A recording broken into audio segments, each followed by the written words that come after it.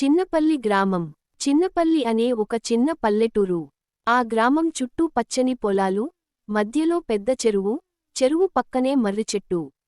ఉదయం సూర్యుడు పొలాల మీద నుంచి నెమ్మదిగా పైకి వస్తే పక్షుల కిలకిలలు వినిపించేవి.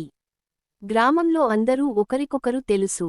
ఎవరి ఇంట్లో పండుగైనా, బాధైనా అందరూ కలిసి పంచుకునేవారు. ఆ గ్రామంలో పిల్లలంటే అందరికీ చాలా ఇష్టం. ఎందుకంటే వాళ్ల నవ్వులు, ఆటలు గ్రామాన్ని ఇంకా అందంగా చేసేవి. 2. చింటూ పరిచయం. చింటూ ఆ గ్రామంలోనే ఉండే ఒక తెలివైన అబ్బాయి. వయసు 10 ఏళ్లు.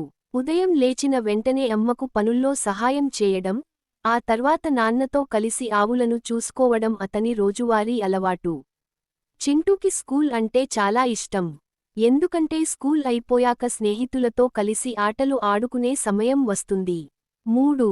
మిత్రుల బృందం. చింటూకి 3 మంచి స్నేహితులు ఉన్నారు. బుజ్జి ఎప్పుడూ నవ్వుతూ ఉండే అమ్మాయి. రాజు కొంచెం అల్లరి, కానీ మంచి మనసు. లత చదువులో ఫస్ట్, అందరికీ సహాయం చేసే పిల్ల. స్కూల్ అయిపోయాక నలుగురూ కలిసి చెరువుకట్ట దగ్గర ఆడుకునేవారు. కొన్నిసార్లు గిల్లీ దండ, కొన్నిసార్లు కబడ్డీ, ఇంకొన్నిసార్లు చెట్ల మీద ఎక్కేవారు. 4.